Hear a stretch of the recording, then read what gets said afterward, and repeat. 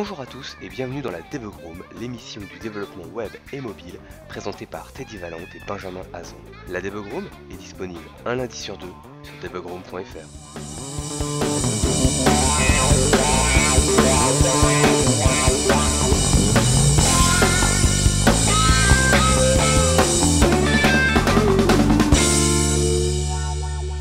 Bonjour à tous et bienvenue dans ce hors-série de la Debug Room où on va vous parler de l'IT School Race, qui est une compétition de développeurs organisée notamment par Monster et un certain nombre de partenaires. Donc on va vous parler de la première étape qui s'est déroulée du 13 octobre au 5 novembre. Donc les écoles partenaires, voilà, donc évidemment les suspects habituels, 42, les Frais, l'Epitech, les CIE.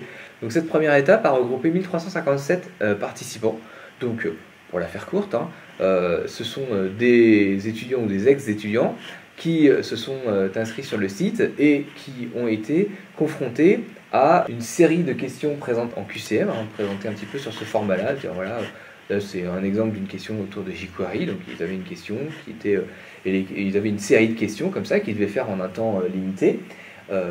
Chaque série sur une techno particulière, et voilà, au fur et à mesure qu'ils progressaient dans la série des questions, les questions montaient en difficulté, comme on peut s'y attendre dans un QCM. Donc voilà ce que ces 1357 étudiants ont eu à affronter en ligne, donc ils n'étaient pas réunis dans une salle. Les questions autour d'HTML5 sont les questions qui ont été le plus répondues, après PHP, puis jQuery, puis Java, puis C#. Moi, je ne suis pas très surpris de cet ordre-là. Est-ce que toi, ça t'inspire quelque chose? L'ordre, il ne me surprend pas. Mais... On regarde un petit peu comment ça se passe. Là, c'est plus rigolo. C'est voilà, les questions en fait étaient réparties. Donc au début, ils avaient des questions plutôt de niveau débutant, puis au milieu du test, des questions plutôt confirmées, puis vers la fin, des questions plutôt de niveau expert. Et donc là, c'est intéressant de voir la répartition des bonnes réponses. Donc, sans surprise, on constate que les réponses étudiantes ont été beaucoup plus de bonnes réponses que les réponses de niveau confirmé ou de niveau expert. Par contre, par exemple, si on prend C#, en débutant, les gens s'en sortent très bien. Par contre, dès que ça passe en confirmé ou expert, ça s'effondre, ils y arrivent beaucoup moins. Si on passe en HTML5, là par contre, on se rend compte qu'en fait, à peu près la grande majorité des étudiants ont été au bout. En PHP, pareil, donc on voit quand même que c'est notamment sur le niveau débutant là où il y a le plus de bonnes réponses. Et pareil, ça s'effondre aussi assez rapidement quand c'est confirmé et expert. Non, c'est ça. Donc tu vois, en PHP, les gens y arrivent quand même, ils arrivent pas trop mal. En Java, donc dans les écoles, ils apprennent encore pas mal de Java et ils savent en faire. Et pareil, on se rend compte que ça plonge. Ça m'a l'air de plonger un peu moins vite que sur Windows Phone, que sur C# par exemple en Java.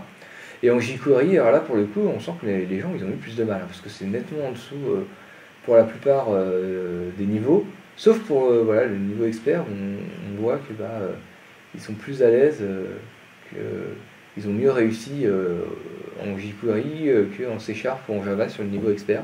Ouais, donc on voit que les mecs en C# ils ont galéré à la fin. Ah grave, à la fin ils ont en Java aussi, et en jQuery c'est un peu moins. C'est étrange, mais... En jQuery, de base, ils sont pas très nombreux à y avoir répondu. Ouais, ça. Tu vois, donc du coup, c'est normal que ça plonge assez vite. Mais donc voilà. Du coup, Ok. Et le dernier petit indicateur, c'est qui étaient ces participants. Donc là, ce qu'on a, c'est assez simple. Ce qui est rigolo, c'est qu'ils ont réussi à avoir quand même des gens qui étaient diplômés depuis 1 an, 2 ans et 3 ans et qui sont venus participer au concours malgré tout. C'est une faible proportion, mais ils étaient quand même là. Et du coup, ce qui serait marrant de savoir, c'est ceux qui sont depuis 3 ans, est-ce qu'ils ont réussi à répondre aux questions? Est-ce qu'ils ont mieux réussi que les autres? Ce qui est sympa, c'est... Alors, j'ai pas les détails de comment les participants sont sélectionnés pour aller à la deuxième étape, mais ce que je sais, c'est qu'en fait, les 1357 sont sélectionnés pour participer à la deuxième étape. La deuxième étape, comment elle se passe? En fait, chaque participant va choisir une techno sur laquelle il est le meilleur, et il va essayer de répondre à une série de questions, toujours en mode QCM, comme ça, pour essayer d'aller encore le plus loin possible. Et ça, ce sera quand? Et ça, c'est du 8 novembre, donc ça commence ce samedi, jusqu'au 14 novembre. Essayons un petit peu de parler de choses séduisantes. Qu'est-ce qu'il y a à gagner? Il y a quand même des choses à gagner, c'est quand même il y a des trucs pas mal. Donc ceux qui ont fait la première étape, il y avait un voyage, 30 manettes de poker et 40 abonnements Open Classroom. C'est cool quand même les abonnements Open Classroom, on a manette de poker, bon. Et le voyage. C'est quoi Open Classroom? Mais si, c'est c'est le site, c'est le nouveau site du Zéro. Ah ouais? Ouais, ils ont changé de nom et ils sont devenus Open Classroom. Je connaissais Et, absolument pas.